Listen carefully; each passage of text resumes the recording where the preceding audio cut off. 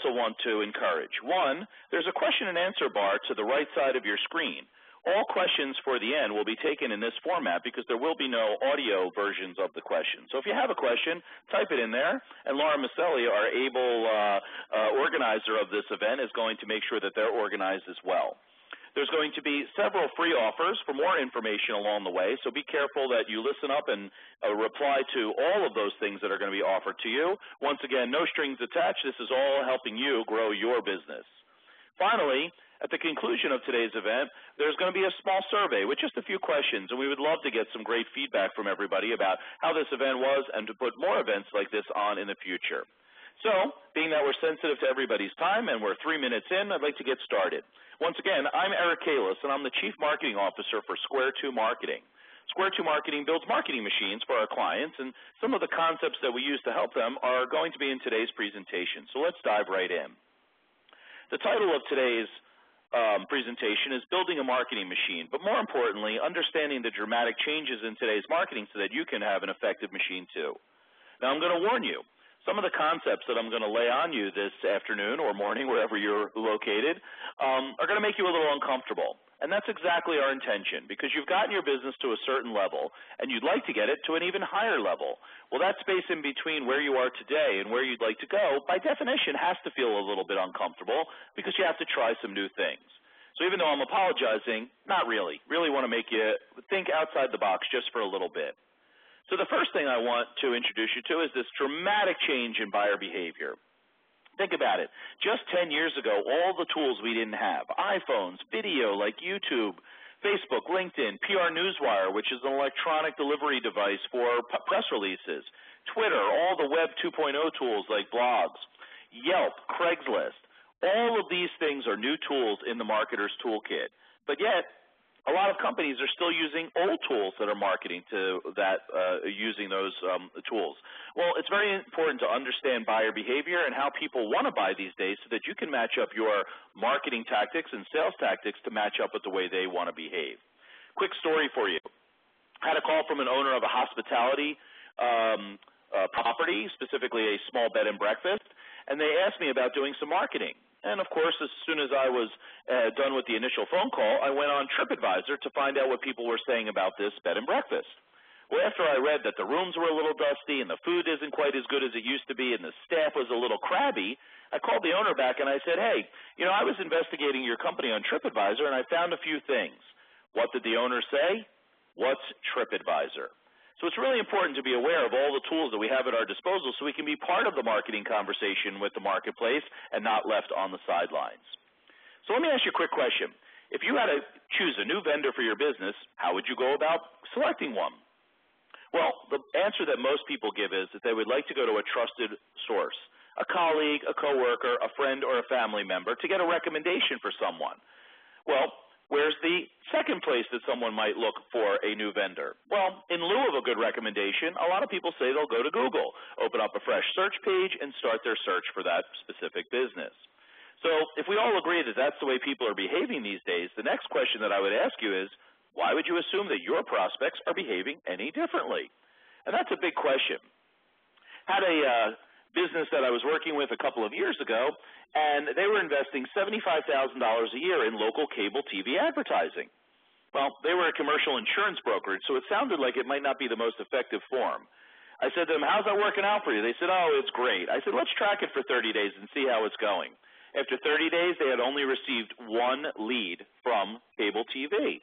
Could you imagine how many leads we then generated after that by rotating the $75,000 that they were spending on local cable TV into internet marketing tactics? It's just a different way of understanding how people behave. If any of you are familiar with the company Hubspot, they put out some great data on how people are behaving. In the chart that you're looking at now, they ask people, what are you spending more money on? And you can see from this chart that marketers across the country are spending more money on email marketing, blogs and social media, search engine optimization, and pay-per-click. But then they flip the question on its head and they ask it the other way. What aren't you spending a lot of money on? And these are the things that are of decreasing importance to marketers across the country. Direct mail, trade shows, telemarketing. And these are mostly mid-sized companies, and the theory here is that they're doing a pretty good job of tracking how people are coming to them, and in that case, they're just canceling things that aren't giving them a high return on marketing investment. So once again, you have to change your marketing tactics to kind of roll with the client behavior. So today I wanted to give you a little introduction into the big contrast between mass media advertising and what we call reality marketing, or as Hubspot would call inbound marketing. If you look at the column on the left, mass media is all the ways that we learned when we were in college and had our first advertising class. Reach and frequency. Reach as many people as you can, as frequently as you can. And that's a little bit of a challenge today for small and medium-sized companies because they don't have a big marketing budget, and to do something like that is a little bit beyond their means. Now, if you're a Pepsi or Apple Computer or General Electric, you might have an unlimited budget, so you can still use some of these techniques. But for small and medium-sized businesses, it becomes quite a challenge. Things like TV, billboards, print campaigns, and radio campaigns are very expensive. Things like telemarketing and spam are actually interruptive. They interrupt people. If you think about yourself, who doesn't have a spam filter on their email? Who doesn't sign up for the do not call list so that they're not interrupted by telemarketers during dinner? And finally, the key thing, which I watched my wife do just the other day, is she's speeding through every single commercial that she taped on TiVo. We figured out as a society to block out all these interruptive marketing mediums and only go for the ones that are within our world, that are permission-based for us, and that's where we get to the column on the right. Inbound marketing or reality marketing depends on things like search and videos, ebooks, white papers, all sorts of things that are content-rich to help people make a better buying decision. All of these ways are permission-based. If you think about it, when you go to a company's website and you want to download their white paper and they ask for your email address, you're giving them permission to talk to you because you've started a conversation with that company. All the things that I just mentioned don't require a very big budget like mass media campaigns do, and they offer a high return on marketing investment. Having a webinar to give some great information to your prospects, well, the WebEx or GoToMeeting software is very affordable, and if you close a new customer for $50,000, that represents a huge return on marketing investment. So if you could start thinking about changing your behavior from the way people used to do it from a mass media perspective to the new way of letting people come to you and getting all the content they need, you'll get a much better response on your marketing campaigns. So the one thing we always say around Square 2 marketing is strategy before tactics. You must have a strategy before you jump into the tactics. So many people call us and say, hey, build us a new website. And our first question is, what would you like us to say? It's really important to develop the messaging of your company. What's the voice of your company? How are you reaching the target market and show them that you understand their pains and problems so that they want to do business with you? And that's where strategy before tactics becomes so very important. On the screen in front of you, you see the 4 key questions that we use to develop a basic marketing strategy. Who is your target market? Excuse me, what pains and problems do they have? How does your company solve those problems, and how can those solutions be remarkable? We'll talk a little bit more about that in a second. Excuse me. But once you have your marketing strategy, now you can create what we call a marketing avatar. If you can put in a very simple description your target market down on paper, it becomes a lot easier for you to make decisions on how to market to those folks. I have a good friend, and he owns a computer store. His first store was located in the center of town, and he dealt with a lot of businesses and graphic designers and university students. But then he opened up a second store that was in the suburbs, and he was having a little problem defining exactly who his target market was. So he realized that he wanted affluent people that were really interested in buying lots of high-margin accessories and appreciated things like training and good high-end customer service. Well, I asked him to put a name on the person that he would love to see coming into this store every day, and he chose the name Jen. And Jen was that family or mother of a family who came in for all their computer needs and bought all their accessories and really didn't care too much about price but really wanted good service. And he named her Jen. Now, it was very easy. Every time we had to make a marketing decision, our question was, would Jen reply to this? Would Jen respond to an offer like this? And by creating your marketing avatar, it makes it easy for your team to understand whether or not a marketing tactic should be tested or not. And that's really, really important. So create your own marketing avatar, give them a name like Tim, Bob, or Charlie, and now it becomes a little easier for your team to picture whether or not they would respond to that. So bad news is that the old model is broken. Let me ask you a quick question. Does anybody know what the typical American breakfast was prior to 1940? The answer actually is that great American meal of bacon and eggs. And not to be sexist in any way to the ladies that are on our meeting today, but the way the model used to work was that the husband would go off to work, the kids would go off to school, and the mom was taking care of the house. And every morning she would make a big breakfast, and the kids would come down, eat it, dad would come down and eat it, everybody would leave, she'd clean up the kitchen, and the day would start. But around 1940, World War II really changed our world. And now the men had to go off to war, and the women had to go work in the factories. And that was a big problem. There was no time to make the bacon and eggs breakfast. So that's when cereal became in vogue to eat as a breakfast food. And actually, the Kelloggs brothers invented Kellogg's cornflakes in 1902. But it didn't become in vogue to eat as a breakfast food until World War II because there wasn't a need for it. Well, now we needed to have a quick breakfast and everybody off to work. Well, Kellogg's was the beneficiary of this change in our world because they were the only cereal manufacturer in town. And if you went to your local convenience store and you wanted to buy some cereal, cornflakes was the only choice. They owned the market. But if you think about it today, how many breakfast options are there in a typical American supermarket? The average is actually 63. Look at poor cornflakes back here on the back row. They used to own the market, and now they're just an afterthought and nobody gives them the love like they used to. Well, if you're feeling a lot of competition, that's a good example for you as well because we have lots of people that we compete with. So the way to compete with that is to build a marketing machine. And the example that you see in front of you is a very simple diagram of how a marketing machine can be very, very effective. Someone hears about your company for the first time at point A. Your job is to move them to point Z where you get the big bag of cash. How you do that is by creating a series of marketing events over time, building a case why your company is the obvious choice to do business with. And when you're telling stories about how your company can be remarkable and how you solve problems, you're moving them closer and closer to the sale. The key here, by the way, is to build a case why they should do business with you, even if they're working with your competition. Because you don't want them to start looking for another vendor when they're fed up with their current partner. What you want them to do is already heard your stories, watched your videos, read your white papers, and now when they're fed up, you're the first call that they make. So building a marketing machine gives you a scalable and replicable way that you can continuously build a case why your company is the obvious choice to do business with. And how we do that is through stories. And you remember earlier I talked about being remarkable as one of the key questions of the 4 essential questions. It's so very, very critical to have a remarkable kind of story. So I'll tell you a quick story that's actually not my story, but a story by Seth Godin, who's a popular small business marketing author. And if you get the chance, buy his book, The Purple Cow, which is a more in-depth explanation of this story. So let's say we decided to blow off today's webinar and we went for a ride in the country. And we started to see some cows. Well, then we'd see one brown cow and then another brown cow. And very soon all the brown cows would blur together because there's nothing remarkable about a brown cow. But then we come around a bend and we see a purple cow. What would we do? We would stop the car. We would jump out. Some people would be taking pictures and posting them to their Facebook accounts. Other people would be texting their friends. I'd be on the phone to my mom. Mom, you're not going to believe it. There's a purple cow in the middle of this field. And before you know it, there would be 200 people standing outside the fence looking at this purple cow. Well, that's your job when you're building a great marketing program. You have to position your company as so remarkable that people talk about you, generate buzz and referrals and word of mouth, and drive lots of other new people into your business.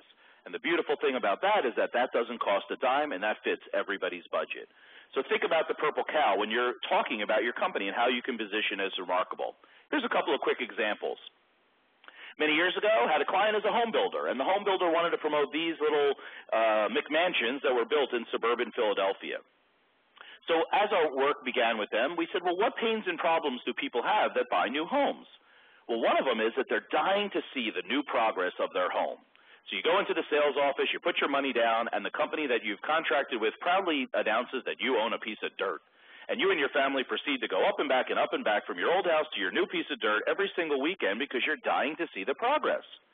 We said to our client, hey, let's get some of those $49 webcams and stick them on a little pole right at the construction site and then allow people to see the progress of their new house through the internet.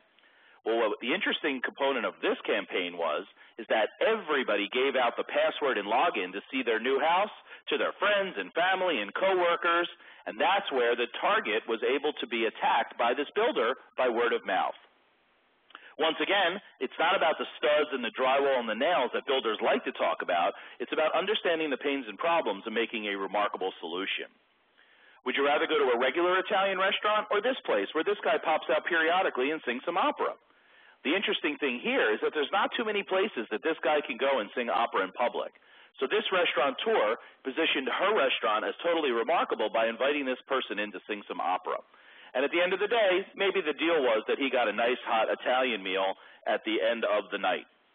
Once again, not a lot of money, just some creativity to understand how you can position your business as remarkable. And here's a company called Happy Lawn. Happy Lawn spreads fertilizer on your lawn. How could they possibly be remarkable? Well, in this case, Happy Lawn breaks from the standard practice of sending out someone to your house to measure your property to decide how much it's going to be to fertilize your specific piece of land. What they do is they marry Google Maps with tax records, public tax records, so that when you call up and say, hi, I'm Eric at 123 Main Street, what happens there is that they call up a picture of your house on Google Images, and they access the public tax records to see the exact size of your lot. And from those two images, they can decide that you have a half acre and it's going to be $49 an application. Well, the old model where someone had to come to your house meant a couple of days before they can get there, a couple of days before they could figure out the price. So the remarkable thing about Happy Lawn is they figured out a way to cut the sales cycle from approximately 2 weeks to 2 minutes. And they're signing up people before the national competitors can even figure it out. And the point here is that being remarkable isn't always about your product or service, but sometimes in the way that you deliver it. So your homework is to figure out a way that you can be remarkable. And if you are remarkable, all of a sudden your story gets sneezed on other people. And just like a cold spreads from one person to another, a great story about a company being remarkable is sneezed from one person to another, spreading the word about your company, and once again, not requiring too much money. The reason those stories are important is because that's the way we're programmed as humans.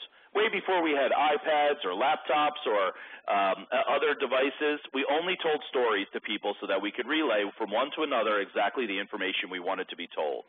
And that's why we're so happy to hear a story about an Italian restaurant. We don't ask the size of the kitchen and the machinery that were used to make your veal parmesan.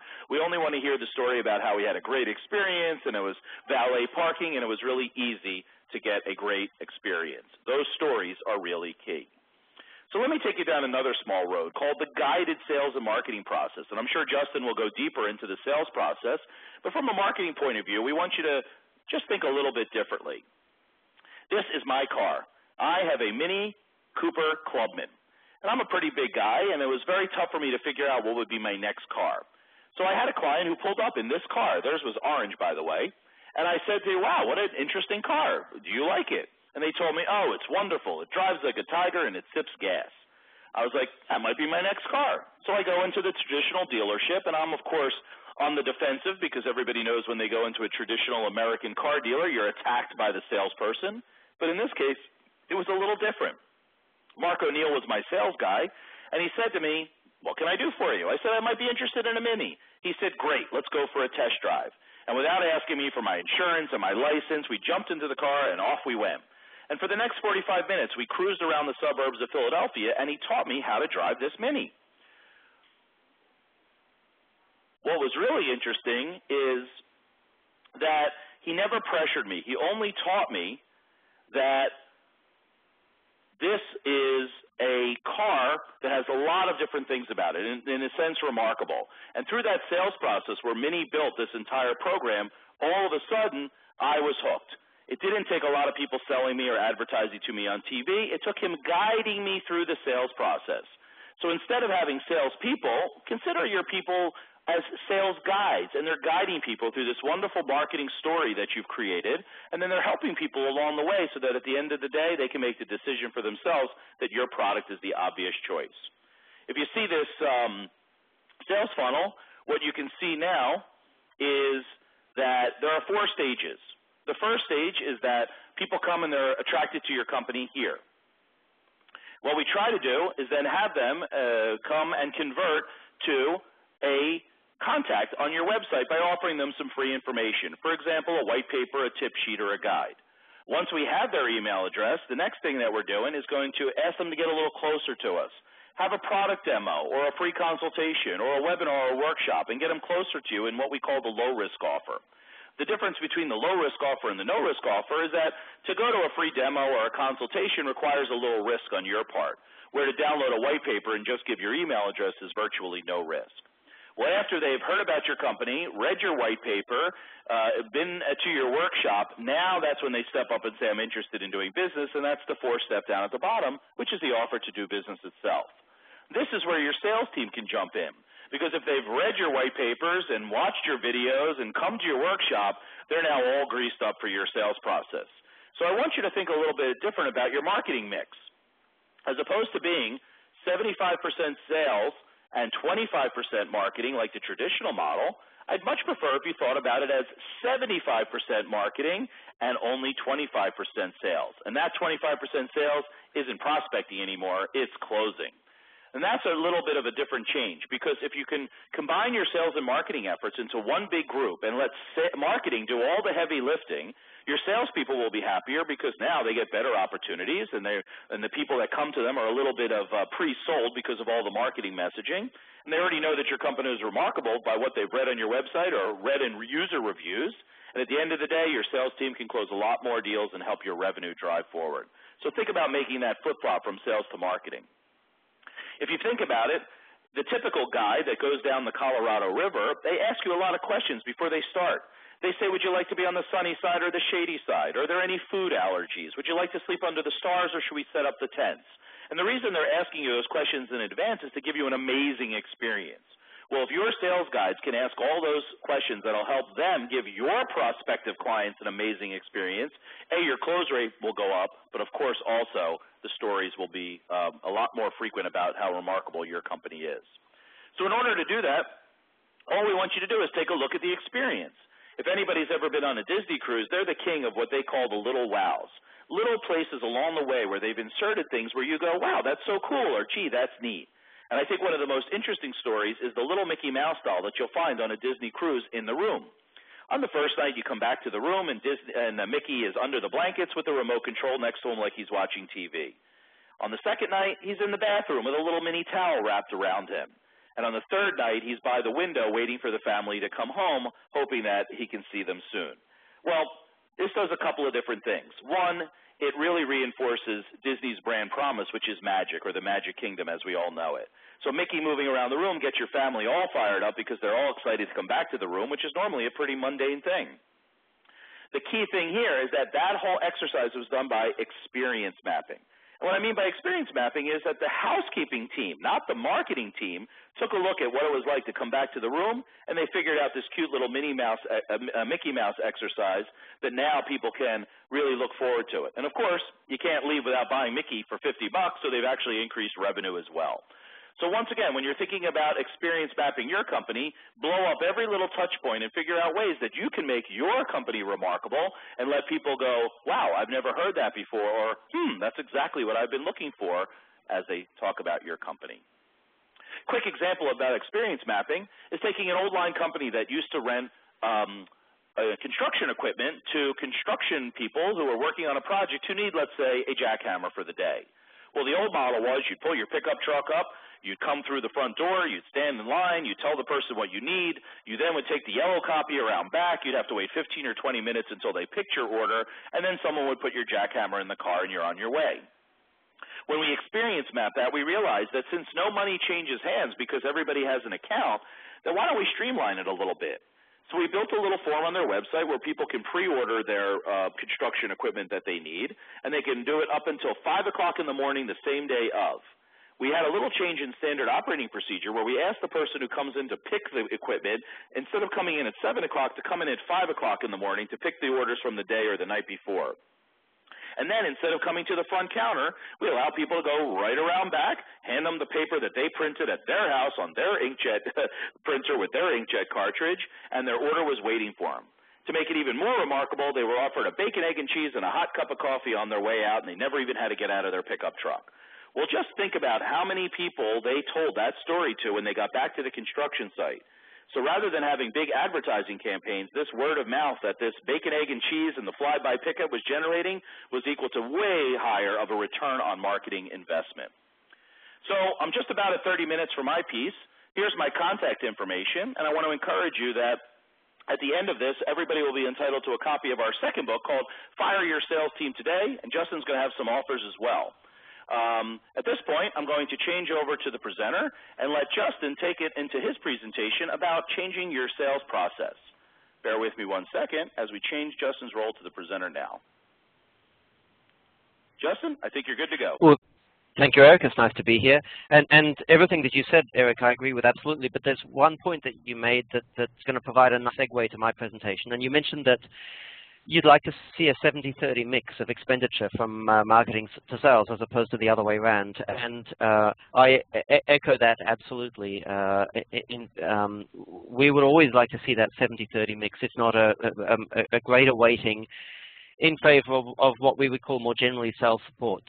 So my topic is about the mechanics of the sales function, how to engineer the sales function. And the lens that I've chosen to view the topic through is this promise on the screen here, how to double sales without increasing operating expenses. So that's my promise for the next 30 minutes. Let's see if I can do it. Some clarity is in order, and in particular I want to focus first on the word sales so as to make sure I don't promise too much. When I'm talking about sales, we need to bear two things in mind. The first thing that I'm talking about is contribution margin. So in other words, we're not talking about doubling revenues, we're talking about doubling contribution margin. It's what's left of revenue after you take out your raw material costs and any other totally variable costs. The other thing that I'm talking about where sales is concerned is I'm excluding from the word sales repeat purchases. So when I talk about sales, what I'm talking about is new accounts that you've won or new service lines that you've sold to existing accounts. I'm not talking about repeat business. So if you're doing $10 million a year or $3 million a year currently, to double that in any sensible time horizon is unrealistic. But what I'm suggesting, however, is that we focus on doubling the rate at which you are winning new accounts and selling new lines to existing accounts. And if you think about it, selling a new account or selling a new line to an existing account is significantly more valuable in most cases than simply processing a repeat transaction. So in order to confirm that I can deliver on the promise, we need to check off on two things. So you can answer in your own head these two questions. The first is, do you have utilized production or delivery capacity? Now, I'm going to use manufacturing terminology because it's simple and everyone understands it. But if yours is a knowledge-based business, then there's an obvious parallel. Instead of machines in production, you're going to have knowledge workers, but the same logic applies. So the first question is, do you have production capacity that's unutilized or underutilized? And the second is your market share less than 20, 30%? The number doesn't matter much. If you can answer yes to those questions, we can draw some interesting conclusions. And these conclusions are going to appear obvious at first glance, but it's very interesting to dig into them because we're going to discover some interesting truths hidden beneath the surface. So the first conclusion we can draw is that you have growth potential, and the second is that your organizational constraint is the sales function. So let's look at the first one. Here's a chart. The bottom line on the chart represents, the top line represents the capacity of your production facility. I'm calling it for simplicity. But again, if you're a knowledge environment and you have a team of people, let's say, processing mortgage applications, that would be your plant capacity, that which you're paying for the most part every month when you write a check for operating expense. Underneath that, I've drawn a line to represent the utilization of your plant capacity. So we notice a couple of things. Number one, the second line is beneath the first, and that's a consequence of the answer to the first question. But the second thing that we notice is the second line is a bumpy line. And in most cases, when we work with an organization, that's what we see. The plant's not running at 100% utilization, and we see this, that utilization is not constant. Now, the question that's begging to be asked is, well, why are you selling less than your capacity? And it's common to hear the answer, well, it's the market, particularly in times like these. You know, we've just suffered the worst economic crisis since the Great Depression. Surely it makes sense that plant utilization is going to be less than 100%. Well, does it? The line I've just added to this chart represents the market's demand in aggregate for your products and services. And what we find in most cases is that because most organizations we work with have market share of less than 20 or 30%, no matter how tough times are, no matter how deep the recession is, it is inconceivable that market demand in aggregate is going to drop to the point where it impinges upon your plant capacity. or your delivery capacity. So if that's the case for your business, and I suspect it is, we need to recognize at this point that it no longer makes sense to blame the market for running our delivery capacity at less than 100% utilization. The problem is not the market. The problem is that our sales function is the constraint. So let me explain what I mean by that. If we imagine that the business is a very simple system consisting of two components, there's more to the business, there's admin and finance and so on, but we'll ignore all the rest for the moment. We just have two parts to the business, the sales part and the production part. And these, of course, work in series. Sales sells something and then production produces and delivers it. Now, both of these functions have finite capacity. There's a limit to how much sales can sell, and there's a limit to how much production can produce. If we consistently have production operating at less than 100% utilization, what that means is that sales have less capacity than production does. In other words, if sales sells flat out, sales will be incapable of maintaining production at 100% utilization on an ongoing basis. Now, the question at this point is, well, does this make sense? Does it make sense to engineer an organization like this? And my answer to the question is, well, no, it doesn't. And to understand the answer why, what we need to do is to understand clearly our job as management. So our job as managers, loose speaking, is to make money. That's the goal of the business. But if we dig into what making money actually means, we realize that making money means more than generating revenue, and it means more than making a profit. What making money actually means is generating a commercial return on shareholders' equity. So here's the interesting question. Where in your business is most of the shareholders' equity invested? Bearing in mind that shareholders' equity might be your own money or your own blood, sweat, and tears, perhaps. And in most businesses, most of the shareholders' equity is invested in production, whether that be machines or people or a combination of the two.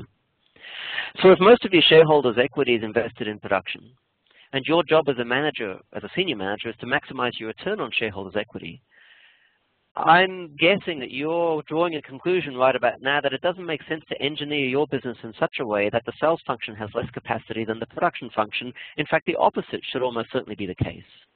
And if we were to sit and design this from the ground up, start with a clean sheet of paper, wouldn't it make sense to design your business so that sales had significantly more capacity than production? So that sales could, even on a rainy day, sell more than production has the ability to produce.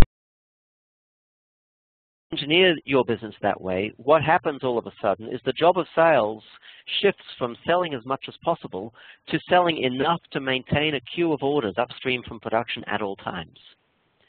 Now, if you were to engineer your business this way, an interesting thing happens. Sales sells until this order queue is full, and then slows down a little bit and maintains this queue of orders upstream from production.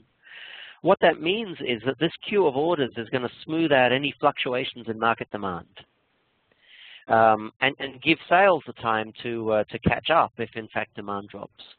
Production, of course, are now insulated from market variability, and production will produce exactly the volume of output week in, week out, because as far as they can see, they're always working, processing orders that have been queued up there in front of them. If you agree that your job is to make money, and if in your business most of the shareholders' equity is sitting in production, this is my very first suggestion, and this is exactly how you should be looking to engineer the business as a whole. So let's shift our focus to sales. If yours is like most businesses, I suspect at this point in time you're recognizing that you need to find a way to increase significantly the capacity of the sales function. And you're probably recognizing that while generating more sales opportunities is necessary, that generating more sales opportunities in and of itself is not sufficient. We'll talk about reasons why in a minute. So if we're talking about increasing, not just by a little bit, but significantly, let's say we're looking to double the capacity of the sales function. How do we do that? Well, we have two choices.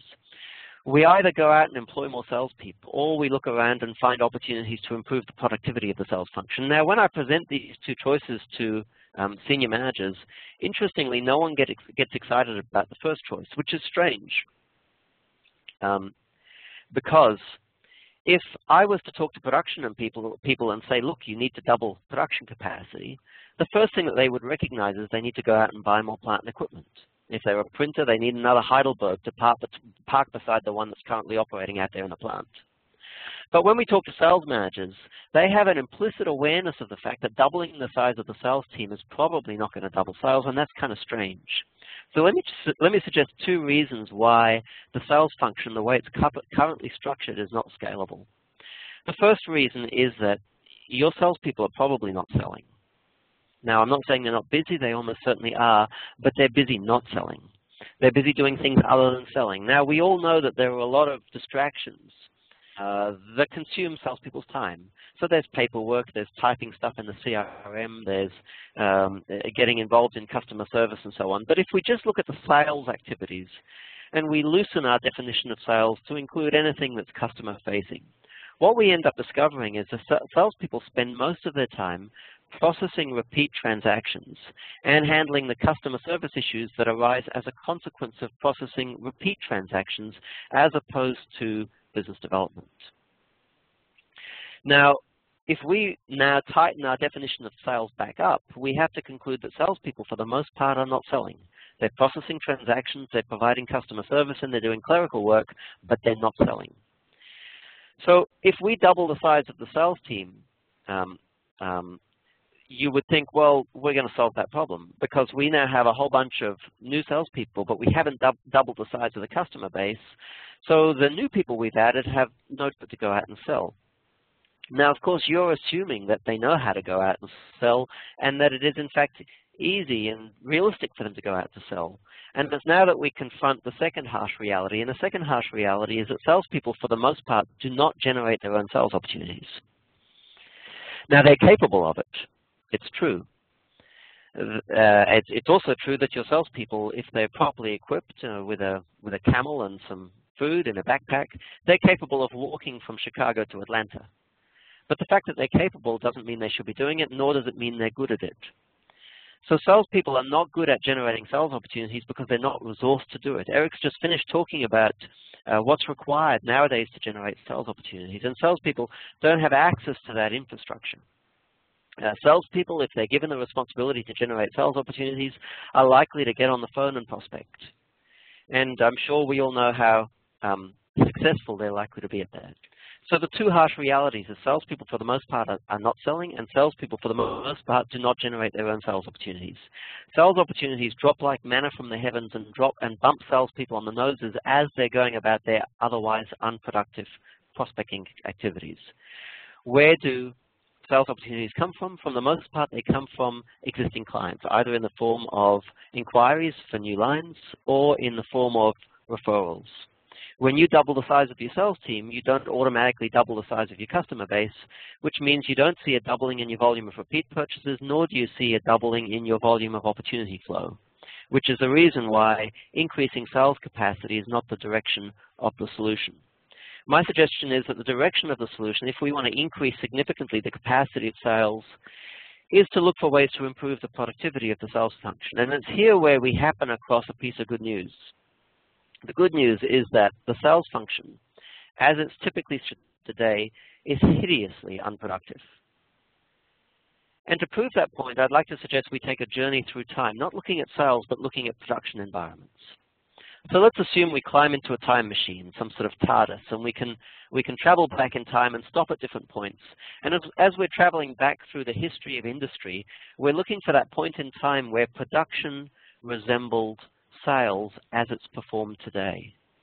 My suggestion is we'd have to travel back to about the dawn of the Industrial Revolution to find that point in time where production looked the way sales look today. And if we travel back to the point in time where the Industrial Revolution occurred, we would find a situation where individuals were responsible for production.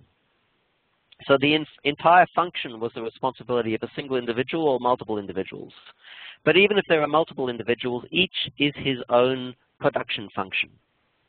So we find a situation where we see a craftsperson or an artisan, and that artisan has the responsibility for an entire end-to-end workflow, everything from sourcing the raw materials right the way through production to perhaps even pack and dispatch, not that it was called that back then. And if you think about it, that's exactly what we see in sales today.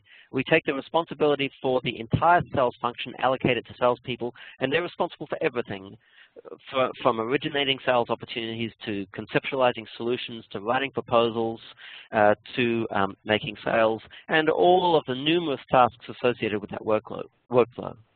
But if we reflect on it a little deeper, we realize it's worse than that. You see, a typical salesperson doesn't just own the sales function. A typical salesperson owns the entire interface between your organization and your customers. They own the whole lot, which is why, of course, salespeople get involved in a whole bunch of activities that have got nothing to do with sales, like customer service and processing repeat transactions, and so on and so on. So it's interesting, of course, that production has changed a lot in the last 100 years, but it's more than interesting because production, at least this is my suggestion, shines a light on the path that we have the opportunity to take in sales environments. We've seen massive increases in production, in the productivity of production environments in the last 100 years or so. My suggestion is that we explore whether or not it's possible for us to exploit some of these opportunities that production environments have exploited. And of course, the fountainhead, the motive force that's driven production on the journey that it's been on for the last 100 years or so is division of labor. The division of labor has been the one fundamental shift that's occurred that's unleashed the massive increases in productivity that we've seen in the last 100 years or so. People often think it's automation, but where automation is concerned, it's important that we understand that automation is actually a subset of division of labor. Automation means instead of allocating an activity to a person, we're allocating an activity to a machine. Just think about it. If it wasn't for division of labor, automation would never have been possible. Even today, it's very rare, with the exception of perhaps chip manufacturing in semiconductors, where we see an entire plant that's automated. Even today, in most cases, automation exists at different points in the production process. So the concept of division of labor is easy. We're all familiar with it. The challenge, of course, is that moving from a craft shop environment to an environment where we have division of labor is very difficult. We've been working on it for the last 100 years. It's only in recent times that we've gotten to the point where the capacity of production has outstripped market demand or the capacity of sales. So it's taken us 100 years to achieve that. We, of course, would like to produce some results in sales without having to wait 100 years. So the opportunity, of course, is to learn some of the lessons or to relearn some of the lessons that have already been learned by production. And here are the three important lessons. So what we're looking at here are the three prerequisites that you have to have in place in any environment to exploit the upside potential of division of labor. The first one is obvious. We need standard workflows. So in a production environment, if we're making two similar products, those products need to follow the same routing through the plant. In a sales environment, what I'm suggesting is if we're prosecuting two similar opportunities, those opportunities should be prosecuted using exactly the same sequence of activities and exactly the same resourcing mix. The third requirement is we need to formalize management. Now let's look at the second two in a little more detail. Centralized scheduling sounds quick and easy and kind of sensible if you say it quickly. But what we're actually talking about here is removing the ownership of the schedule from where it currently resides and centralizing it. And the person, of course, who currently owns the schedule in a sales environment is the salesperson. Each salesperson has his or her own schedule. So what I'm suggesting is to apply division of labor is that the salesperson in this environment has to give up ownership of his or her calendar and be prepared to subordinate to a centralized scheduler. Now, we've seen this shift occur in other environments. We've seen it in manufacturing. We've seen it in project environments where the project manager now doesn't have a tool belt on, but is responsible for the operation of the site. But here's another environment where we've seen it as well, which is a little bit simpler, easy to understand. Imagine that you're a musician, you play violin, and you play violin in the string quartet. If you're in a string quartet, the scheduling is performed by one of the members of the quartet. The first violin, in fact, is responsible for scheduling. It's not called scheduling, it's called conducting, I guess. But when we move from a string quartet to an orchestra, something interesting happens. Scheduling becomes the job of a specialist. So in any environment, when complexity increases beyond a certain threshold, the very first specialist must be the scheduler. And in a complex environment, the scheduler must always be a dedicated function, and by dedicated I mean separate from any of the resources that make up that environment. Now, sales is a complex environment. It's complex because it's a knowledge work environment. We're working with knowledge. We can't see the work in process. It's also complex because we have people operating in different locations. We have salespeople in the field. We have oftentimes technical experts in the regions with sales, and then we have the marketing team, a customer service, and so on back in head office.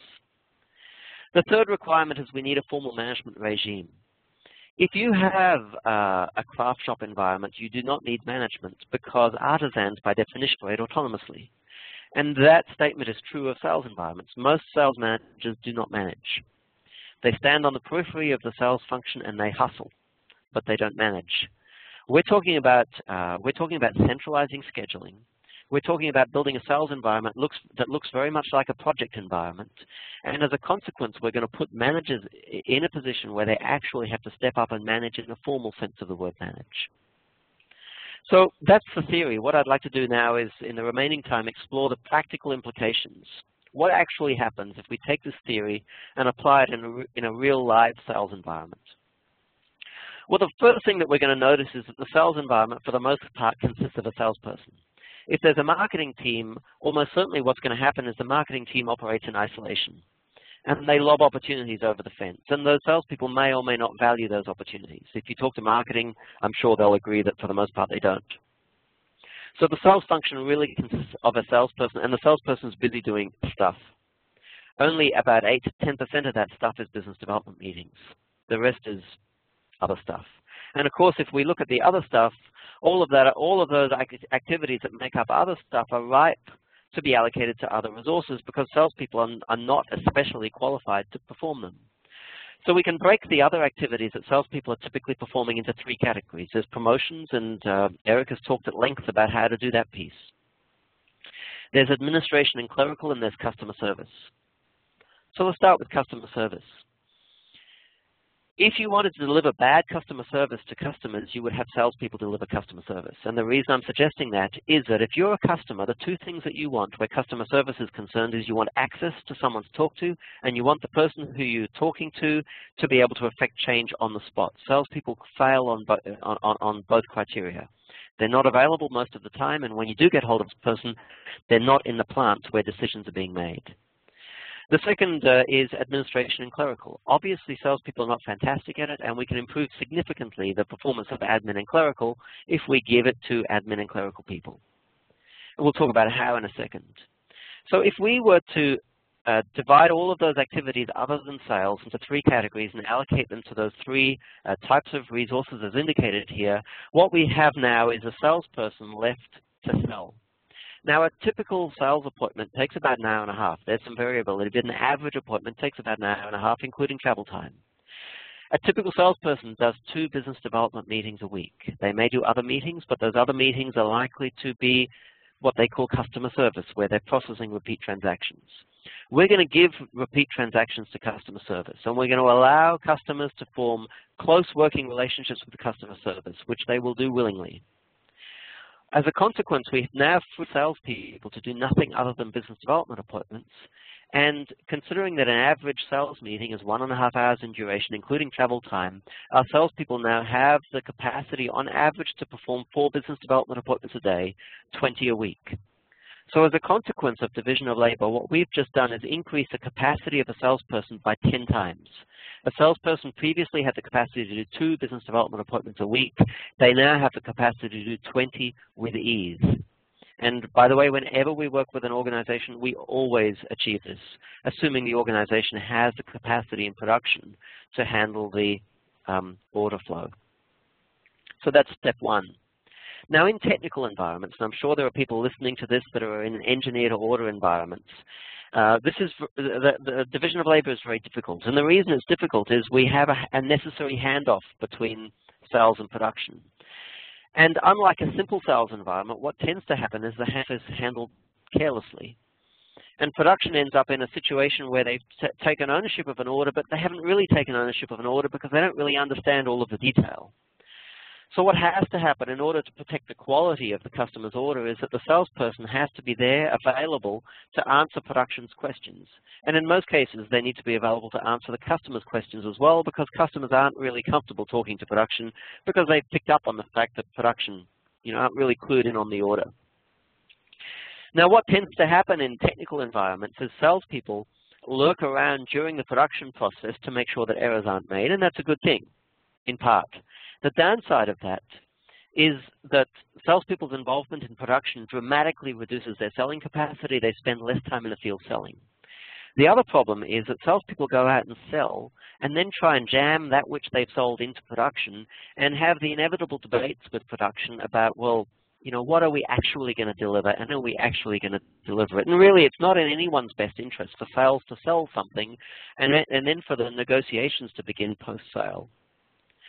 So the trick where division of labor is concerned in technical sales environments is to recognize that in technical environments, you need 3 people working together. You need the salesperson whose responsibility is the commercial component of the sale. The salesperson engages early with the potential customer, has that conceptual conversation. At the point at which the customer expresses interest in purchasing, then the salesperson introduces in the project leader. The project leader takes the brief, designs the solution, produces the proposal. The salesperson and the project leader sell side by side. The salesperson selling the commercial deal, the project leader selling the technical deal. And of course, the reason for this is that post-sale, as you can see on the diagram, the project leader is available to chaperone the job through production and to manage the interface between the customer and production. Now, this, of course, frees the salesperson from their involvement in production and enables them to go and spend more time in the field selling and, more importantly, to engage earlier with potential customers. So that's division of labor. The second step is standardization. I'm not going to talk about this because you all know what standardization looks like. You map a workflow and you allocate activities to resources. The only difference in our approach to standardization is that standardization for us does not mean creating a map and locking it in the filing cabinets like you did when you got your quality certification. Standardization for us means producing a map, attaching it to team members' desktops, and enforcing that all opportunities are prosecuted using exactly this workflow, and when bugs in the workflow are identified, ensuring that those bugs are fixed, and again, the workflow is implemented in practice, not in the filing cabinet. So now the exciting part, centralized scheduling. Let's take a look at what a sales function would look like if we designed it and managed it like a production environment. Well, the first thing that happens is that the salesperson is now spending 100% of his or her time in the field selling, 4 appointments a day, 5 days a week. They are remote from head office. And to solve the problems associated with remoteness, behind the salesperson, we put a sales coordinator. Now, the sales coordinator is actually the scheduler I was just referring to. Now, the relationship between a sales coordinator and a salesperson is identical to the relationship between a salesperson and an executive assistant. So make no mistake, what we have just done is provided your salesperson with an executive assistant. And just like any relationship between an executive and an executive assistant, what's occurred is that the salesperson has given opportunities for the initiatives that he or she is working on to the executive assistant, and also given ownership of the calendar to the executive assistant. So your salesperson now has an EA. They're not going to be too upset about that. Someone to look after all of the clerical work they were previously performing, someone to schedule all of their appointments, someone to manage their calendar for them, someone to do expense reports if you really must produce expense reports, meaning that the salesperson is now free to sell exclusively. The sales coordinator, remember, is really a scheduler. And if we use a project management analogy, it's useful at this point to think of the sales coordinator as a little project manager. And here's their resource pool. The sales coordinator is pushing activities to the salesperson's calendar, of course, and the salesperson's out there performing sales meetings. And then we have technical resources who are also recipients of activities. We have the project leader, the new role that we met previously, who's going out and working with the salesperson to win deals in a technical sales environment. And then we have customer service, who are assisting with estimating and the generation of simple proposals. To complete the picture, we have Eric's piece at the beginning here. We have the promotions function. The job of the promotions function is to generate sales opportunities. So here we start to see the flow. The job of promotions is to generate sales opportunities. The job of the sales coordinator is to manage those opportunities and to break them apart into discrete activities and put at least some of those activities in the salesperson's calendar in the form of appointments. Remembering that the consequence of this is we now have the salesperson operating at 10 times the rate of work that he or she was previously, which I think indicates, as you're probably starting to suspect, that you don't need so many salespeople, and this returns to the point about spending 70% of your available marketing expenditure prior to sales. So let's talk about management briefly. From management's perspective, everything's just changed all of a sudden. We are now managing a sales function, but the sales function looks disarmingly like a production function. And we're going to manage the production function exactly as you would manage production. And we manage production first by looking at work in process. Where is it? How much is there in total? And what is the composition of each of the queues of inventory in the plant? Now, in a sales environment, we're dealing with, it's a knowledge work environment, so the work in process is invisible. So we have to use charts to make it visible, but the theory is very simple. The job of the promotions coordinator is to maintain a queue of sales opportunities upstream from the sales coordinator, and the job of the sales coordinator is to maintain a little queue of forward-booked appointments in the salesperson's calendar. If both parties achieve that, then the salesperson will operate at 100% utilization until, of course, the constraint shifts back to production where it should be. So this is what the implications for management are. Instead of managing by intuition, management now has to learn to manage by numbers. Here's a visual representation of the status of those queues. And this chart is these gauges are the first things that have to be looked at every day in the daily or perhaps weekly in the weekly sales meeting. And then once we've viewed those queues, just like in a production environment, we can look at little run charts that show the output by resource, by time, by week in this case, or day in an inside sales environment. And we're now in a position where we can manage the sales function scientifically and scale it. In closing, then, what I want to do is show you the likely output of this, the likely outcome of this transition. Our job, the challenge we set ourselves when we started this is to increase significantly the capacity of the sales function. And that's necessary, of course, because the overarching promise is we want to double your volume of new business acquisition. So let's have a look at what we've done. In a typical environment, let's say we start with 10 salespeople in the team. And if yours is a smaller environment, you can do the division. But 10 is a nice round number. What you're almost certainly going to discover is if you're increasing the salesperson's rate of effective work by 10 times, you no longer 10 of them. More's the point. If you look at your existing sales team, you're going to discover that most of them are not overly excited about the idea of doing 4 appointments a day, 5 days a week. And when you consider that their territory will have to expand to facilitate that, they're probably not excited about living out of airports. So what's going to happen is you're going to reduce your sales team from 10 to 2. Okay? You're going to turn some of those salespeople into project leaders. Because to be frank, what you're going to find, those of you who are in technical environments, is that most of your salespeople are probably better cut out to be project leaders than they are to be business development people. We're going to add 2 sales coordinators because remember, each salesperson in this model gets an executive assistant. Okay? And we're going to add customer service people. I've been generous here. I'm assuming we add 4 customer service people because salespeople are no longer involved in customer service. It is mandatory that if they encounter a customer service issue, they hand it back to customer service to process. So look at the bottom line. We've lost a couple of salespeople, which is sad. But the good news is we've reduced payroll costs by $250,000 in spite of the fact that we've added 2 sales coordinators and 4 customer service people. But of course, the important thing that we need to consider is the volume of appointments we're performing, because of course appointments, all else being equal, are the primary driver of sales. So because we've taken our salespeople from 2 a week on average to 20 a week, even though we've reduced the sales team to 1/5 its previous size, we've actually doubled the volume of sales appointments. Now, to achieve this, it's likely that we have to spend nothing or next to nothing on promotional expenditure for 2 reasons. Eric has already talked about the fact that there's a lot that you can do without spending money. But the second thing that we need to realize is that your salespeople currently, because they're so time poor, are qualifying aggressively. And the consequence of their aggressive qualification is that what tends to happen is they only talk to customers who are late in their buying cycle. And customers who are late in their buying cycle, of course, are also talking to your competitors. So what ends up happening is when salespeople engage late with potential customers, A, they don't have a lot of people to talk to, and B, they always find themselves in bidding situations. And of course, in a bidding situation, you're likely to win smaller deals at lower margins. What's going to happen here is we eliminate this concept of qualification. If a potential customer is in fact a potential customer, in other words, if they have potential to purchase, we will have our salesperson go visit with them. Okay, so the activity level will increase significantly. The conversion rate will drop, but we will see an increase in both the average margin earned in a sale and the average dollar value of the sale. So our experience is typically, with these changes here, you will reduce operating expenses, double your volume of business development appointments, reduce your conversion rate, but roughly double your volume of new business transactions when measured according to gross profit or contribution margin.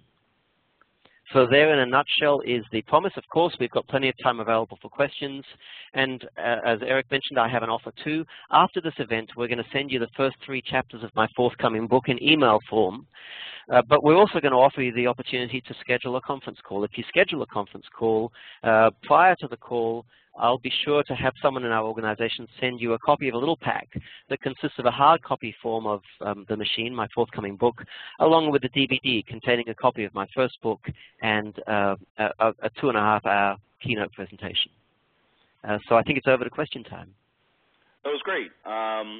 Justin, I think that those 2 presentations mesh together perfectly. So since you're already in the talking mode, why don't you answer the first question that someone gave, okay? Justin, can you hear me? Yes, I can't see the question. Sorry. No, here's the question. They asked, before I hire a salesperson, should I have the revenue in place first, or does the revenue come first and then the salesperson comes second? And I'm sure you've gotten that question before. Chicken or egg, that's what they wanted to know. Yeah, so if yours is a small business, do not under any circumstances employ a salesperson. It's too risky. What you want to do is focus first on building the sales support infrastructure that we've just talked about here. And the sales support infrastructure consists of 2 forms. There is there's the promotional piece that Eric talked about, because obviously you have to generate sales opportunities. And then there's the opportunity management piece that I talked about here, which consists fundamentally of a sales coordinator. So if you're a small business, what you should be doing is selling yourself. You should only employ a salesperson, your first salesperson, when you absolutely have to. You should sell yourself as long as you possibly can, because there is no activity that is harder to delegate to someone else than selling. So build the promotions piece, build the opportunity management piece. In other words, hire yourself an executive assistant, but sell yourself. Now, you may not be able to allocate 100% of your time to selling, so the trick is to split your calendar. You know, allocate 3 days a week or 2 days a week to selling, and the balance of your calendar to production or operations-related activities, and then say to your executive assistant, look, Sally or Bob, if you value your job, it is critical that you maintain this mix of work. So for every 2 production-related activities you book in my calendar for me, you must book 1 sales-related activity. And of course, if you have the promotional machine in the background, it's simply a matter of them grabbing a sales opportunity and scheduling it in your calendar in the form of an appointment. Got it. I will answer a short one, and then I have another one for you, Justin. Someone asked, I just joined the webinar recently, and I missed a good portion of the presentation. I'm sure you explained this, but what are white papers? Well, white papers, very simply, are tip sheets, guides, think 2 to 3 page information packet. And the white paper that I was referring to in my part of the presentation was just something we offer someone in exchange for their information. So you might want to consider it as something along the lines of 9 tips to avoid when doing this, or 6 mistakes to avoid when doing that, or the basic building blocks of a great XYZ program. We are not talking about 20-page industry-changing, paradigm-shifting white papers. We're really talking about just a little bit of information. And the reason I used a lot of numbers like 6 and 9 and 5 are because they're interesting numbers. People like to download the 7 reasons of or the 6 mistakes to avoid here. So very simply, all of the people that are joining us today on this call are experts in their own industry. And each one of you out there could write the 6 things to avoid or the 9 things you must have. Write it down very simply, have your web person save it as a PDF, and then put it behind a little gateway that asks for people's email addresses in order to get that free information. Now, sometimes we'll offer some free information outside of the gateway and then more information behind the gateway to give someone a little taste of the action and then try to get them to better convert. So I hope that answers your question about white papers. Pretty straightforward. Justin, next question is for you. Yeah, I can see it here. How okay, accountable should you hold your salespeople to producing new business independently, meaning selling themselves? Well, for a start, I don't agree with the premise there that producing new business means selling themselves. I mean, a salesperson selling him or herself is a necessary condition, but for the most part, we need to get real here and recognize that whether or not our customers purchase from us is primarily a function of whether our product is going to do the job it's intended to do, whether it's priced aggressively, and whether it can be delivered within an aggressive lead time. Your customers can love you to bits, but if your product is more expensive than your competitors, they will continue loving you and they will buy your competitor's product. So to answer the first part of the question, how accountable should they be? I think that in the model that I've described, your sales people should be responsible for progressing the sales opportunity. So in a complex sales environment, you're going to have to perform multiple appointments to make a sale. Your salesperson's job should be to go to the first appointment and sell up to the second appointment, go to the second and sell up to the third, and vice versa. If you achieve that, the sales will come. The sales manager's responsibility, or the owner of the firm, they should be responsible for the sales function as a whole.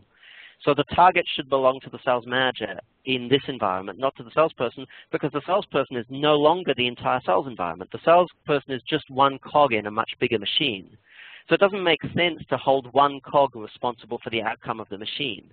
You need to hold the salesperson responsible for only that which he can reasonably achieve, and then it's up to the manager to design and operate the machine so as to produce the desired output. Well spoken. Accountability is a big issue. I'll jump in on the next one, Justin, here that someone posted, that they are in need. This is a family dealership, and they're in need of more sales consultants, and I appreciate they put in parentheses guides. There are 3 full-time salespeople, and they're trying to keep inventory down. They're thinking that more sales consultants will cut sales. Well, the question that I put here is that it doesn't seem like the sales consultants are at full capacity. It seems to me that the 3 salespeople are not at capacity, and they're looking to hire more salespeople to increase sales. To me, back to some of Justin's points, it looks like the leading indicator has to be adjusted, which means that there have to be more opportunities to get those 3 salespeople at full capacity. When that happens and they're even above capacity, then I would consider more sales guides, only for the sheer fact that we don't want people sitting around doing nothing. We want them being productive. But if you don't have enough activity at the top of the sales funnel, then no matter what strategy we have, we'll never be able to be successful as they come out of the bottom. Justin, yeah, can I add to that? Yes, please. I'll wait for you to finish. No, that was it. I was just going to give you the next one. Okay, well, you know, we've done some work in environments like this, and I've got to say, dealerships are very, very lazy when it comes to the engineering of the sales function. They basically leave it to the reps on the floor of the dealership, and I'm assuming we're talking about a car dealership or a truck dealership or something like that. Now, we can't assume. There's no reason to assume that salespeople have to monopolize the customer interaction, and in fact, dealerships know that because salespeople are already used to handing off to somebody to sell the tint and somebody to sell the paint protection and so on. So the trick is if you have, and I'm guessing this is the case, a highly variable load on your dealers, meaning Saturday mornings the place is busy, so you have to add more people, and then you add more people, you've got to give them shifts to justify them working there. The trick is to say, well, how can we exploit the capacity of our 3 existing reps? And the trick to exploiting the capacity of your 3 existing reps is to put lower paid people in front of them. So I remember working once in Australia with a project marketer selling property on the Gold Coast in Queensland. And they had little dealerships all over the Gold Coast, which were basically shop fronts. People walked in, expressed interest in properties. The salesperson would chat to them there and then walk them down the road to this palatial suite. In the palatial suite at the front, there were good-looking young ladies with tablet computers who sat down with interested parties and took some basic details and gave them a basic walk-around of a huge model that they had dominating the foyer of this dealership. And they occupied them there for probably 20 minutes or so. And then when they had nothing left to say to them, they parked them in a little chair waiting to see the salesperson, a little bit like patients wait to see a doctor. So they queued these people up so that salespeople then saw potential customers one after another, after another, after another. So what I would suggest is build that front end, and when you have busy times, switch on the front end. When you have quiet times, shut down the front end and let salespeople go ahead and monopolize the whole conversation again. Then you don't need more reps. Wonderful. Take the next question too, Justin. What is your opinion on inventory to salesperson ratio? I have no opinion because I couldn't see any reason to. I have no opinion either. Yeah, I couldn't see any reason to measure one relative to the other. Well, I think they're two separate silos in running your business. Yeah. You know, production management versus sales management are really two issues. Now, you know, the opinion on inventory, if you have too much inventory and you need more salespeople to get rid of it, that doesn't seem like a high profit deal to me. We're discounting on the front end and we're using more labor to get rid of cheaper inventory. So I think that's a balance of the company that is in their each individual industry of how they manage their own inventory levels aside from the sales consultants. Now, I notice that's coming from Addison, which is a dealership also. So I suspect, I think what's going to happen is there's going to be a shift in cars, if yours is a car dealership. And car dealerships are going to go the way that truck dealerships have gone, and just about every other high-priced product in the marketplace is gone. We're going to move from make to stock to make to order. So I think what's going to happen is that in future, the retail car salesperson will become a guide in a much broader sense of the term, in that they'll be sitting down with a potential customer, helping to design their car, just like you sit down at the Dell website and design yourself a computer. Now, of course, there are challenges there for the dealership. You know, the big question mark where dealerships is concerned is, are they going to remain relevant, or will people be able to buy their car online?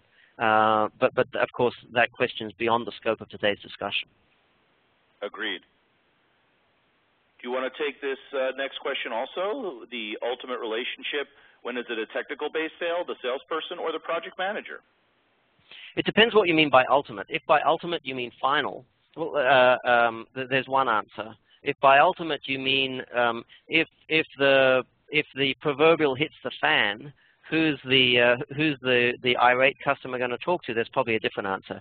And I think that that it's important to recognize that even though customers say they want a single point of contact, that the reality is something quite different. Because the reality is that when you force customers to have a single point of contact, it's at the expense of service quality, inevitably.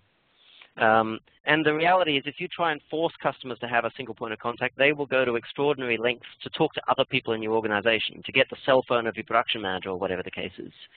So in a technical sales environment, you need to have other people involved, and what you want to do is go to the trouble of choreographing it and carefully managing. So let me answer the question directly. At the beginning, when the salesperson goes out and engages and is having a conceptual level discussion, you know, talking about your capabilities, your case studies, and so on, it's just the salesperson talking to the potential customer. At the point at which that you get a serious, concrete expression of interest, the project leader gets introduced in, and then what happens is the customer talks to the salesperson about commercial stuff and talks to the project leader about technical stuff, and there's a clear distinction between those two conversations, and nobody is ever tempted in practice to talk to the project leader about commercial stuff or vice versa, so that's not a problem.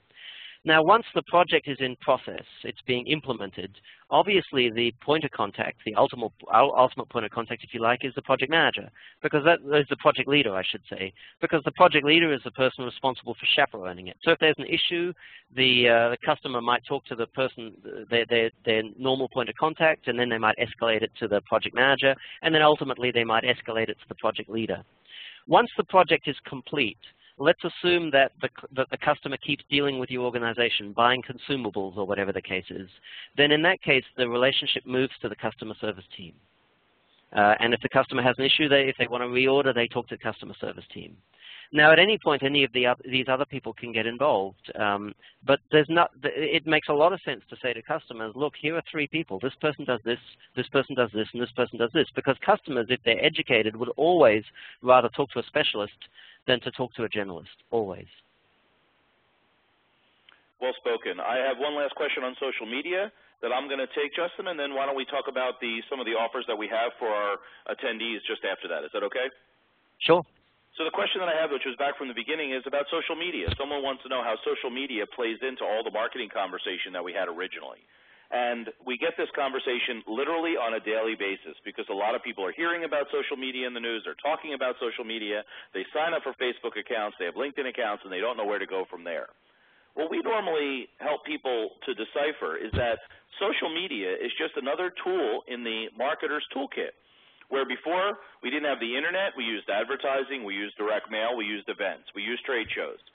Then the internet came around and we used email marketing and search engine optimization and developed websites. And now in this latest stage, we have social media. Once again, another toolkit.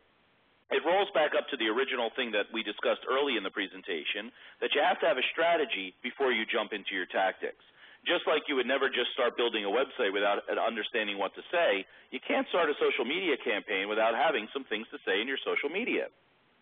So whether you want to push out more content or you want to help continue educating someone on what your services are, if you want to use social media to connect more with the company, whether it be on an employee level or a prospective client level, or even cross-sell different products by introducing them to things that you post on your Facebook account, all of those are strategies that have to be determined before you jump in.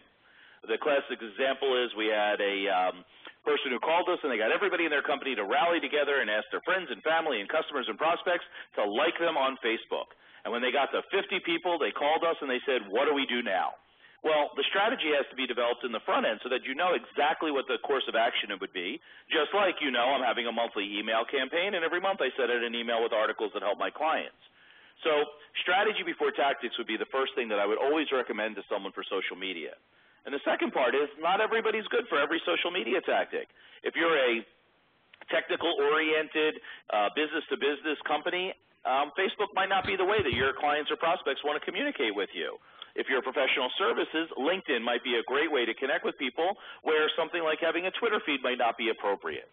So it all rolls back up to strategy before tactics, like in this or any other marketing tactic. So thank you. That was a great question. It's certainly something that comes up quite often. So, Justin, would you like to tell people the next couple of steps if they wanted to sign up and talk to you directly about having you coach them on some of your sales process concepts?